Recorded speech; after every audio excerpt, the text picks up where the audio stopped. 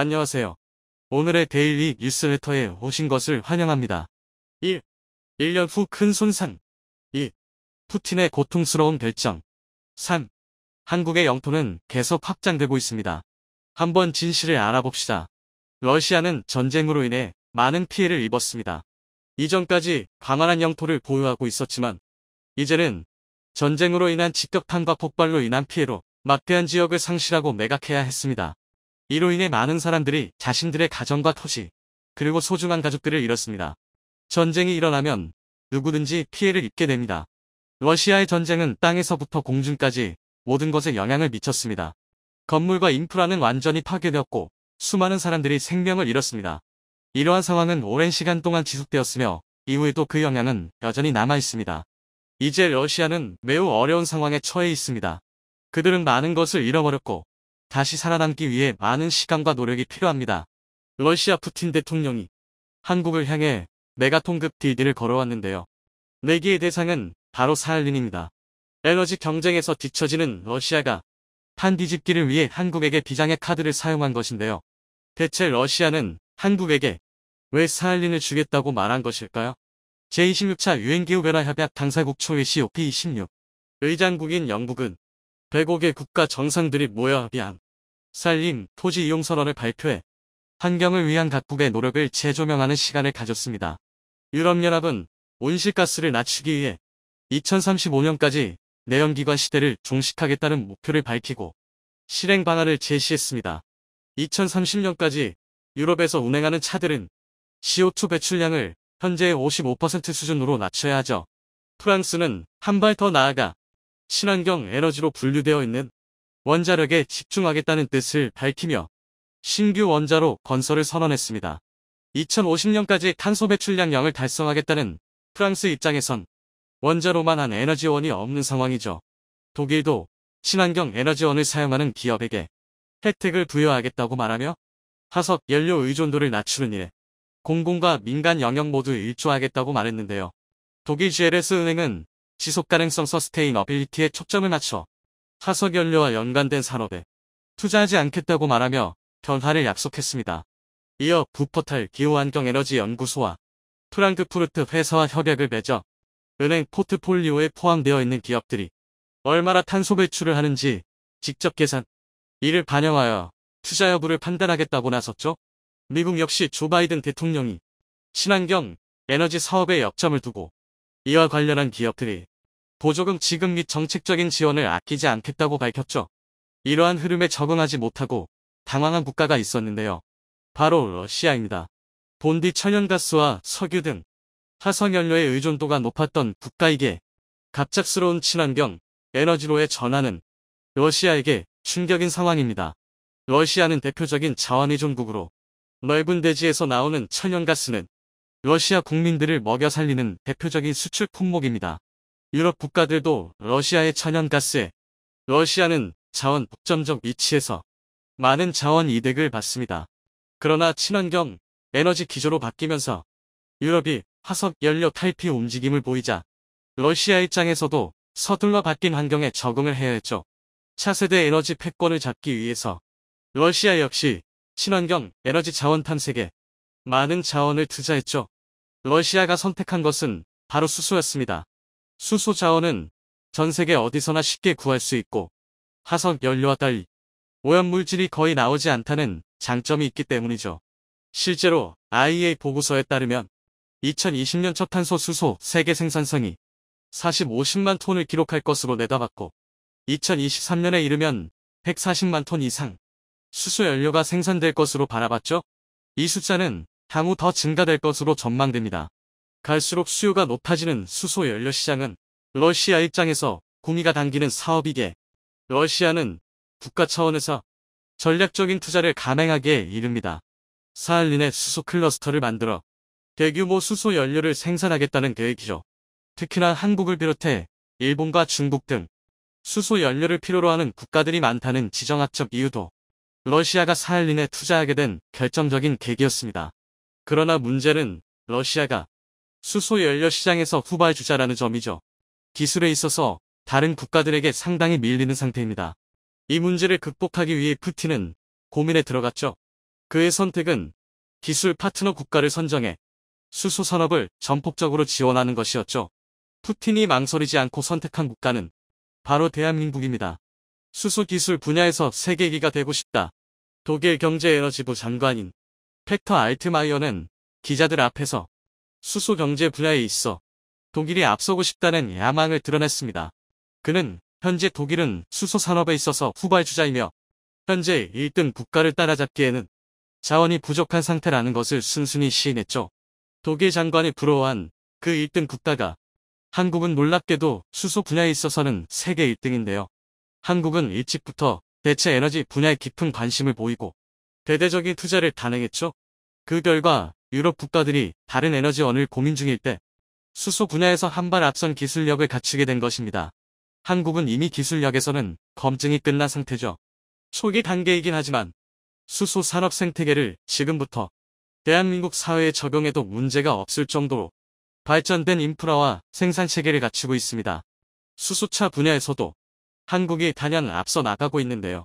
현대자동차가 세계 최초로 수소차 투산 IX 퓨어셀을 생산했고 수소트럭 액시언트 퓨어셀 겐트 퓨어셀 양산까지 마치는 성과를 거두었는데요. 다른 국가에서는 이제 시제품이 나올 정도인 상황인데 반해 한국은 양산까지 마쳤습니다.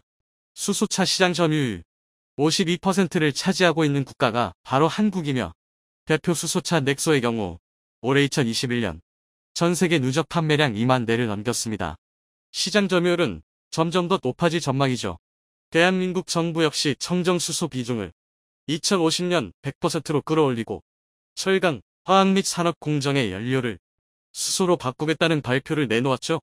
2050년까지는 2,000개 이상의 수소 충전기도 설치하는 등 수소 대한민국을 달성하기 위한 제도적 준비도 철저하게 하고 있습니다. 반면 러시아는 이제 청사진을 그리며 수소 클러스터를 이제부터 지을 생각을 하고 있죠.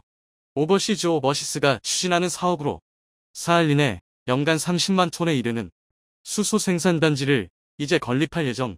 문제는 러시아 국내에서 수소에너지에 대한 회의론이 올라와 의견이 통일되지 않았다는 점입니다. 러시아 에너지 시스템은 현행 시스템을 유지하자는 것이 회의론의 주장입니다. 변화의 흐름에 맞추지 않는 이들 회의론자들의 푸틴은 진절머리를 냈습니다. 사할린 클러스터에 사활을 걸고 있지만 내부에서는 의구심을 품고 있고 기술은 아직 서구나 한국에도 밀리는 입장.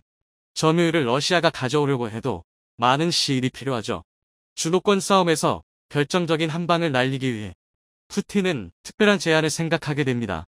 바로 사할린을 한국에게 넘기는 대신 한국에게서 수소 기술을 이전받자는 계획이죠. 사할린 수소 클러스터가 만들어지고 수소 생산이 본격화되면 이 수소를 제대로 활용할 기술을 가진 유일한 국가는 한국밖에 없습니다. 따라서 사할린 영토를 한국에게 넘기고 한국의 도움을 받아 클러스터를 완성. 이후 한국에게서 얻은 수소 기술을 기반으로 자국신 에너지 사업을 발전시키겠다는 계획이죠. 사할린은 이전부터 한국인들이 거주하고 있던 지역입니다. 일제강점기 시절 원하지 않게 한국인들이 사할린으로 넘어간 역사가 있는 장소이죠. 사할린 지역에서 한국의 영향력은 상당한데요. 원래 거주하고 있던 지역에 한국인의 도움을 받는다면 한국은 거부감 없이 사할린을 운영할 수 있게 됩니다. 이미 러시아는 한국을 상대로 수소 클러스터 사업에 참여하라는 제안을 한 상태이기도 하죠. 러시아는 삼성물산과 효성중공업, 롯데케미칼 등 주요 한국 기업을 상대로 사할린 수소 클러스터 구축 프로젝트에 알렉세이 체군코프 러시아 극동 북극개발부 장관은 최종권 외교부 1차관을 통해 한국의 수소 클러스터 사업 참여를 논의했습니다. 한국 기업 주요 인사들 역시 회담에 참여해 구체적인 부분까지 논의했다고 하죠. 탈탄소 경제에서 선두를 치고 나가겠다는 사할린 지역에 매장되어 있는 천연가스 양이 많기에 이를 활용한다면 큰 수고를 들이지 않아도 수소를 생산하는데 많은 자원이 들지 않아 게임 체인저가 될 수 있을 가능성이 있습니다. 러시아의 노림수가 현실로 이뤄진다면 한국과 러시아는 생각 이상의 시너지 효과를 거두게 되는 것입니다. 한국은 사할린 영토를 획득하면서 안정적인 에너지 공급을 받을 수 있게 되고 러시아는 본인들이 원하는 천연에너지 선두를 탈환할 기회가 생기기 때문이죠. 한국과 러시아의 협조 관계가 깊어지면서 일본은 불안한 속내를 드러냈죠. 지난 도쿄올림픽 당시 일본은 성화를 붙이는데 프로판가스 LPG가 아닌 수소로 불을 붙이면서 수소 선진국 이미지를 심어주려고 했습니다. 한국을 일본도 뒤에서 따라가고 있다는 것을 대외적으로 보여준과 동시에 일본의 수소 기술도 한국만큼 만만치 않다는 것을 드러낸 퍼포먼스입니다. 문제는 실속이 없는 퍼포먼스라는 점이죠. 파이낸셜 타임즈는 일본의 이러한 행동에 요란레즈머테즈를 떤다고 표현하며 현실은 수소 경쟁에서 뒤처지고 있다는 것을 지적했죠. 현대차가 신형 넥소를 중심으로 수소차 선두를 차지하는 상황에서 일본 차는 순위권에도 들지 못하며 체면치레만 했을 뿐입니다. 더군다나 살림까지 한국에게 넘어간다면 현재 쿠릴 열도로 러시아와 영토 분쟁을 겪고 있던 일본은 더욱 까다로운 상대인 한국과 추가적인 영토 분쟁에 들어가야 하죠. 뜻대로 되지 않자 일본은 긴급회의까지 열며 대책 마련에 나섰다고 하는데요. 과연 일본은 기세를 탄 한국을 막을 수 있을까요? 전쟁 중에 많은 강대국들도 무기 주문을 위해 경쟁했습니다. 폴란드의 놀라운 결정 하나에 대한민국 K 흑표의 위상이 흔들리고 있습니다. 최근 폴란드는 미국으로부터 14억 달러, 하나 약 1조 7,400억 원 넘는 어마어마한 규모의 M1 에이브람스 도입 계약을 체결했습니다. 숫자로 치면 무려 116배에 달하는 에이브람스를 도입한 건데요. 그런데 바로 이 결정으로 인해 일각에서는 한국의 K가 얼마나 쓰레기 같으면 에이브람스를 추가 도입하겠느냐는 어이없는 주장이 등장했습니다. 심지어 나름 그럴듯한 이유까지 있는데요. 우선 폴란드가 K2를 도입하게 된 경위가 한국의 발목을 잡고 있습니다. 사실 폴란드는 이미 2022년 4월에 47억 4천만 달러, 하나 6조 원에 육박하는 어마어마한 금액을 지불하고 M1A2 에이브람스 250대 도입 계약을 체결했는데요. 그러나 정작 미국의 군수장비 생산 능력으로는 2025년이나 되어서야 M1A2의 본격적인 인도가 가능했습니다. 당장 만보 상황에 빨간불이 켜진 폴란드 입장에서는 그야말로 죽을 맛이었는데요. 이때 혜성처럼 등장한 게 바로 폴란드의 구원자 대한민국이었습니다. 한국은 압도적인 생산 능력으로 2024년까지 K280대 인도를 약속하고 도합 980여 대라는 어마어마한 물량을 순차적으로 도입해 주겠다고 계약했는데요. 폴란드 안제이 두다 대통령이 K2 초도 물량을 버선발로 맞이한 게 바로 이 때문입니다. 그런데 최근 폴란드가 추가로 116대의 에이브람스를 도입하면서 상황이 이상하게 돌아가고 있습니다. 막상 실제로 K2를 운용해보니 도대체 얼마나 별로면 에이브람스를 추가 도입하겠느냐는 주장이 나온 것입니다. 특히 우크라이나 전쟁으로 러시아가 보유했던 전차의 무려 93.5%에 해당하는 3,084대가 파괴되면서 이런 주장은 더 힘을 얻었는데요. 러시아 전차랑 한국의 K랑 무슨 상관이냐 싶으시겠지만 사실 아무 관련이 없다고 말할 수도 없습니다. K, 이 입꼬리를 더듬어가면 불곰 사업으로 들여온 러시아의 T-80U 전차가 등장하기 때문인데요. 게다가 한국 전차는 동부권 전차의 설계 개념을 상당히 많은 부분 채용에 개발되었습니다. 오죽하면 한국 K2를 두고 외형은 서구, 내용물은 동구인 짬뽕 전차라고 표현하는 전문가까지 있을 정도인데요. 상황이 이렇다 보니 폴란드 가정말로 대한민국의 K2가 러시아 전차 수준으로 형편없어서 에이브람스를 추가 도입한다는 주장이 힘을 얻고 있습니다. 더군다나 소련의 일원이었던 폴란드라면 누구보다 러시아 전차의 문제점을 잘 알고 있을 텐데요. 그래서 준비했습니다. 과연 한국의 K2는 정말 겁먹뿐인 설계 결함 덩어리인지 동부권과 서구권 전차의 차이를 통해 확실하게 알려드리겠습니다. 지상전의 왕자 흔히들 전차를 표현할 때 사용하는 말입니다. 바꿔 말해 지상전에서 전차만큼 효과적인 무기체계가 없다는 의미인데요. 깜짝 놀랄 만큼 최첨단의 무기체계가 하루가 멀다 하고 등장하는 요즘이지만 그래도 역시 지상전의 주인공은 전차입니다. 심지어 전차의 설계 방향에 따라 한 나라의 군사적 스탠스를 얼추 가능할 수 있습니다. 예컨대 미국, 영국으로 대표되는 서구권과 러시아, 소련으로 대표되는 동부권은 같은 시기에 경쟁적으로 전차를 개발해 왔음에도 설계 개념에서 상당히 뚜렷한 차이가 있습니다. 문외한이 보더라도 어느 진영의 전차인지 대충 구분이 가능할 정도인데요. 특히 서구권은 방어전을 상정하고 전차를 설계하는 반면 동부권은 대규모 전력으로 넓은 전선의 특정 지점을 돌파하는 중심작전의 교리를 전차 설계에도 적용하고 있습니다. 이른바 미네 전술인 건데요. 이를 가장 잘 보여주는 게 바로 미국입니다. M1 에이브람스의 초기 모델은 전장 9.7m, 전폭 3.6m, 전고 2.4m에 54.5톤이나 나가는 육중한 전차였습니다. 그런데 심지어 M1은 M1A2C에 이르러 중량이 무려 66.8톤까지 급격하게 불어났습니다. 이는 1988년에 등장한 M1A1 합터 초바마마와 용 합금을 사용한 신형 복합 장갑을 채택하면서 방어력을 대폭 증가했고, 이후 추가 장비와 장갑을 늘리면서 계속해서 무게를 늘려왔기 때문입니다. 이로 인해 M1 에이브람스는 1500마력이 AGT 15000C 타중 연료 가스터빈 엔진을 탑재했음에도 야지 최고 속도가 고작 시속 40km에 불과한데요. K2 흑표가 같은 1500마력의 DV27K 엔진을 탑재하고 야지 최대 속도 시속 50km, 평지 최대 시속 70km에 육박한다는 걸 감안하면 그야말로 느려 터진 겁니다.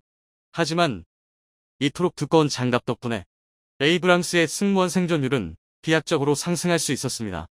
실제로 걸프전 당시 이라크 전차에 의해 파괴된 에이브람스는 단 3대에 불과했고, 그마저도 승무원은 전원 생존했습니다. 심지어 알라의 요술봉 RPG에는 흠집조차 나지 않았는데요. 반면 소리는 큰 구강의 주포에서 나오는 막강한 화력, 그리고 빠른 기동에 무선 집중했습니다. 적 포탄이야 먼저 보고 안 맞으면 그만이고, 우리 포탄은 살짝만 스쳐도 치명타가 되는 설계 사상을 지니고 있었는데요. 따라서 대구경의 화력 공격에 용이하고 기동성을 위해 너무 무겁지 않으면서 큰 포를 장착할 수 있도록 전차를 설계했습니다. 대표적으로 소련의 T-72는 서방 전차가 105mm 주포를 사용할 때 125mm 활강포를 탑재했고, 중량은 고작 41.5톤에 불과했습니다. 대신 780마력의 V92SE 디젤 엔진을 장착했음에도 최대 속도가 시속 60km에 달했는데요. 극단적으로 납작한 포탑을 보면 T-72가 얼마나 다이어트에 열심이었는지 알 수 있습니다. 이는 경사 장갑을 통해 비교적 얇은 장갑으로도 실질적인 방어력을 끌어올리기 위함인데요. 하지만 그렇다 보니 내부 공간이 협소하여 탄약 적재 공간이 상당히 부족했고, 인체 공학적 측면에서 최악이었습니다. 오로지 기동력과 화력에 모든 걸 투자한 전차인데요. 더군다나 후기형으로 갈수록 복합 장갑에 반응 장갑을 추가하여 기본 400-500mm에서 최대 600-800mm까지 방어력을 향상시켰습니다. 오죽하면 미 국방부에서 T-72가 에이브람스보다 화력면에서 우위 있다고 평가할 정도인데요. 냉전 중이었던 당시의 시대상을 생각하면 대단히 놀라운 반응이었습니다. 게다가 T-72는 동구권 특유의 캐로젤식 자동장전 장치가 장착되어 있었으며, 캐로젤식은 탄이 장약과 함께 수평으로 정렬되어 호수가 원하는 탄종을 위로 밀어 올려 장착하는 방식인데요. 장전 속도는 비교적 느리지만 구조가 단순해서 신뢰성이 높고 공간을 적게 차지한다는 장점이 있었습니다. 가뜩이나 차체 여유 공간이 부족한 동구권 전차에는 최적이었던 건데요. 이로 인해 동구권 전차에는 대부분 캐로젤식이나 비슷한 원리의 포르지나식이 탑재되어 있습니다.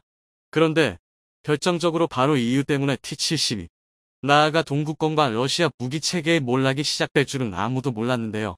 걸프전에서 막상 M1 에이브람스와 맞붙자 T-72미 전설은 산산조각이 났습니다. 심지어 이라크군이 운영하던 T-72 전차 폐기대가 미국 M1 에이브럼스 14대에 박살나는 잊지 못할 일이 벌어지기도 했는데요. T-72는 M1 에이브람스의 포탄 한 발에도 뚜껑이 따이기 일쑤였습니다. 상당히 익숙한 광경인데요. 현재 우크라이나 전쟁에서 걸핏하면 포탑재로 날아가 버리는 러시아 전차의 허접함이 걸프전에서도 그대로 드러났던 것입니다. 그리고 문제는 바로 여기서 시작됩니다. T-72의 심각한 결함이 다름 아닌 대한민국의 K1, K2에도 흘러들었을 가능성이 대단히 높기 때문인데요. 대한민국의 전차는 비교적 작은 크기의 가벼운 중량, 러시아 전차들처럼 해프 타격을 기본 교리에 놓고 빠른 기동성을 장점으로 내세우고 있습니다. 즉 동구권의 설계 개념을 그대로 따라가고 있는데요. 그런데 이런 구조에는 개량이나 정비로는 처리가 불가능한, 사실 KF-21은 완전한 전투기가 아닙니다.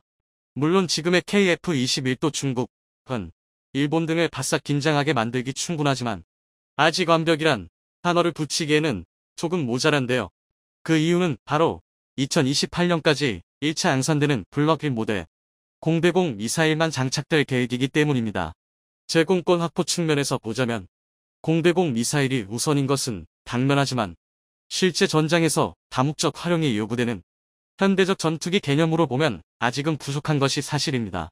그런데 이제 이것도 옛날 얘기가 됐습니다. 그동안 해외 수입이냐 자체 개발이냐를 놓고 설전을 벌이던 신형 공대지 미사일의 향방이 드디어 결정된 건데요. 지난 12일 방위사업청이 발표한 내용에 따르면 2032년까지 생산될 KF-21 블럭2에는 국산 타우러스 공대지 미사일이 장착될 계획입니다. 독일과 스웨덴이 공동 개발한 타우러스는 초장거리 벙커버스터 순환 미사일로 전 세계 공대지 미사일 시장을 장악했는데요. 이 타우러스를 한국이 국내 기술로 자체 개발에 성공한 것입니다. 이로써 국산 KF-21의 국산 미사일을 탑재할 수 있게 되었는데요. 이는 겉에서 보이는 것보다 훨씬 대단한 업적입니다. 보통 미국 같은 극소수의 국가들을 제외하고는 전투기와 핵심 무장의 생산지가 동일한 나라는 거의 없습니다. 당장 우리 공군이 사용하는 F-15K만 봐도 전투기는 미국 4세대 전투기이지만 공대지 미사일은 독일과 스웨덴 합작사인 타우러스 시스템스가 만든 미사일을 사용 중인데요. 그런데 한국이 전투기와 핵심 무장 모두를 자체 개발하는 데 성공한 것입니다. 이로 인한 이점은 확실한데요. 우선 두 가지 모두 대한민국의 장비이기에 현재 운용 중인 미군 전투기처럼 미사일 장착 비용을 지불할 필요가 없습니다. 또한 KF-21이 세대 개량을 거칠 때마다 그에 딱 맞춰 미사일 업그레이드가 가능해서 내부로는 기술력을 축적하고 외부로는 해외 시장에서의 경쟁력을 챙길 수 있게 되었습니다. 이처럼 현재도 시험 비행을 포함해 수많은 테스트를 거치고 있는 KF-21은 최상의 성능을 끌어내기 위해 다방면에서 노력 중입니다. KF-210I의 강력한 전투기인 것은 맞지만 냉정하게 평가했을 때 4.5세대로서 갖는 기술력의 한계는 분명 존재하기 때문인데요. 그런데 중국의 반응은 한국과 정반대입니다. 5세대 스텔스기를 보유했음에도 KF-21 등장에 지나치게 관민 반응하고 있는데요. 중국의 날선 반응에는 그럴만한 이유가 있었습니다. 바로 KF-21이 중국이 자랑하는 제20 전투기의 카운터이기 때문입니다. 이 비밀은 KF-21의 얼굴을 보면 알 수 있는데요. 동그란 생김새가 귀엽기는 하지만 잘생긴 KF-21g 얼굴에 큼지막한 점이 하나 붙어있는 모습이라 한번 보이면 계속 신경이 쓰일 수밖에 없습니다. 그런데 이 장비가 바로 KF-21이 중국의 제20을 포함한 스텔스 전투기의 카운터가 될 수 있도록 해주는 아르스트 적외선 센서입니다. 아르스트는 적외선을 이용해 적기와 대공 미사일 등 광범위한 영역에서 대공 표적을 탐지하고 추적 정보를 제공해주는 장비인데요. 아르스트의 가장 큰 특징은 물체가 발산하는 열에너지를 감지해서 레이더가 놓치는 스텔스기를 포착할 수 있다는 점입니다. 높은 고도의 차가운 공기와 대비되는 엄청난 엔진열을 발산해서 더욱 쉽게 포착이 가능합니다. 다만 레이더에 비해 탐지거리가 짧고 날씨의 영향을 많이 받는다는 점과 미사일 방어 시스템인 플레어에 취약하다는 단점이 있는데요. 그러나 스텔스 성능이 기본적으로 장착되는 5세대 이상 전투기들과의 교전 상황을 생각해 볼 때 서로 레이더로 찾지 못하는 상태에서 아르스트를 사용할 경우 매우 유리한 전투를 벌일 수 있습니다.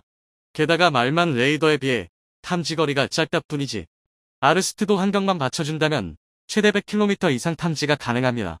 특히 자국의 스텔스기가 많은 무장을 갖출 수 있다고 선전하는 중국은 반대로 엔진 기술이 받쳐주지 못해 유독 아르스트의 약한 모습을 보이고 있습니다.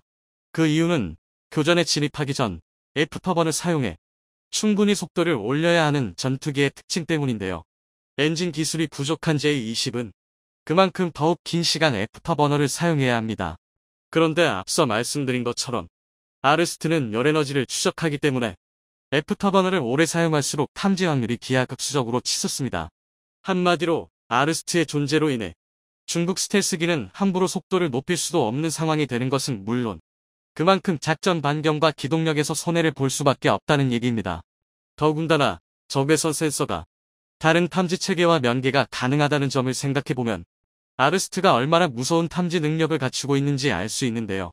만약 KF-21에 아르스트와 지상, 그리고 해상 지원 장비가 유기적으로 연동된다면 적 전투기는 자신이 조준되어 있다는 것도 알지 못한다는 얘기입니다.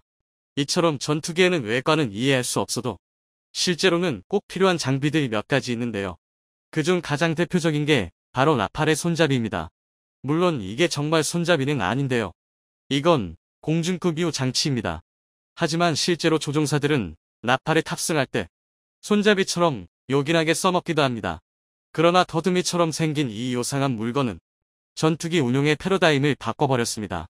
공중급 유기와 그 이후 장치의 등장은 1900년대 초반 냉전 시대로 거슬러 올라갑니다.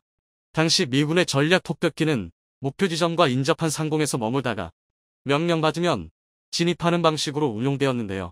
공중 급유기가 등장함으로 인해 폭격기들이 24시간 공중에서 대기할 수 있게 되었고 혹시 모를 적의 활주로 폭격 또한 대비할 수 있게 되었습니다. 즉 P급 유기가 목적지에 더욱더 오래 머물 수 있도록 해줌으로써 작전 반경이 비약적으로 증가한 것입니다. 일례로 베트남 전쟁 당시 공중급유를 받은 비행기들은 단 한 번의 착지 없이도 태평양을 횡단해 임무를 수행했는데요. 이뿐만 아니라 이륙하는 비행기의 연료량을 줄일 수 있게 되어 훨씬 더 많은 무장이 가능했습니다. 오죽하면 공중급유를 천상의 키스라고도 부를 정도인데요. 이런 공중급유의 가장 대표적인 방식은 FA-52 사용하는 프로그 앤 드래그 방식과 KF-21이 사용하는 플레잉 붐 방식이 있습니다. 먼저 FA-52 사용하는 프로그 드래그 방식은 배드민턴 셔틀콕처럼 생긴 드로그를 전투기에 달린 프로그에 결합하는 방식입니다. 더듬이처럼 생긴 프로그가 바깥으로 돌출된 이유는 프로그 드래그의 공중급유 방식에 있습니다. 플레잉 붐과 달리 프로그 드래그는 오로지 전투기 조종사의 조종만으로 프로그를 드로그에 꽂아야 합니다. 또한 꽂혔다고 끝이 아니라 급유가 정상적으로 이루어지는지 조종사가 육만으로 계속 확인해야 합니다.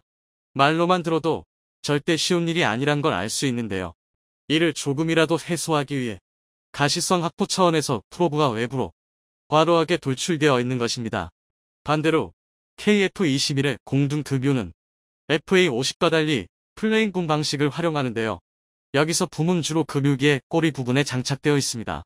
붐에는 러버베이터라 불리는 V자 모양의 작은 날개가 달려있는데 이로 인해 붐이 P급 유기까지 비행하는 동안 균형을 유지하고 요동치지 않을 수 있습니다. 붐 방식의 장점은 프로그 드래그에 비해 굵은 급유관을 사용할 수 있어서 짧은 시간 동안 많은 양의 연료를 주입할 수 있다는 건데요. 단적인 예로 미 공군이 사용하는 붐 방식의 K-10 공중급 유기는 분당 4,200리터의 연료를 주입할 수 있는 반면 프로그 드래그 방식은 평균 분당 1,700리터의 주입이 가능합니다. 일반적으로 전투기가 한 번에 받는 그 기량이 2, 3톤 이상이라는 걸 생각해보면 두 방식의 시간적 차이는 어마어마한데요. 그리고 우리 공군은 플레잉 붐 방식과 프로그 드래그 두 가지 방식의 공중급유를 전부 사용하고 있습니다. 이는 대한민국의 지리적 특성 때문인데요. 국토의 대부분이 산지인 탓에 넉넉한 활주로를 많이 갖추지 못한 대한민국 입장에서는 작전 반경과 작전 수행 능력에 따라서 엄격하게 전투기를 구별해 사용할 필요가 있습니다. 이처럼 상상하기도 어려운 다양한 이유가 모여 전투기의 모든 부품을 결정하는 것입니다. 하지만 가장 효율적인 방식을 찾기 위한 노력이 무조건 최신형 장비로 끝난 것은 아닌데요. 때로는 많은 사람을 착각에 빠지게 하는 재미있는 장비도 있습니다.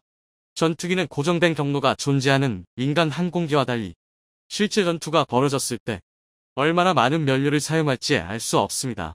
이러한 이유로 장착된 것이 바로 전투기의 연료 탱크입니다.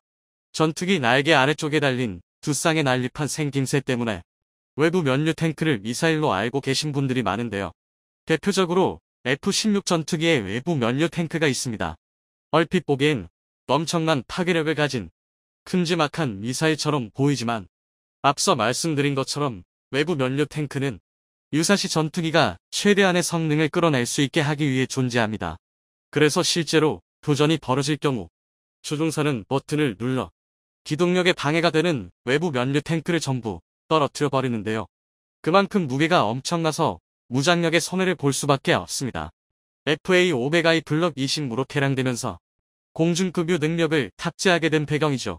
세계 각국이 앞다투어 FA-50을 구매하려는 데에는 다 그럴 만한 이유가 있는 건데요.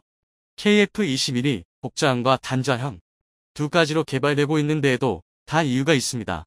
우선 가장 표면적인 이유는 단순히 기종 전환 훈련을 하기 위함입니다.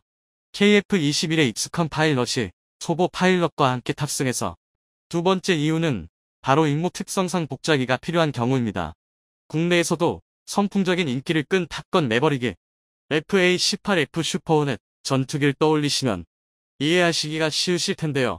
영화에서 나온 것처럼 앞좌석에 앉은 전투기 조종사가 조종에 집중하는 것과 별개로 뒷좌석에 앉은 파트너 조종사는 조종 외의 별도 임무를 수행합니다. 전투기의 임무가 단순한 공중 장악에서 공대지, 공대함 등 다양력으로 범위를 넓혀가면서 다양한 발전과 변화가 시도되는 건데요. 이처럼 KF-21은 아직 무궁무진한 가능성이 잠들어 있는 미완성의 기체입니다. 그리고 매번 다른 모습으로 세계를 놀라게 하는 전투기인데요. 대한민국 KF-21의 최종 진화가 과연 어떤 모습일지 기대됩니다.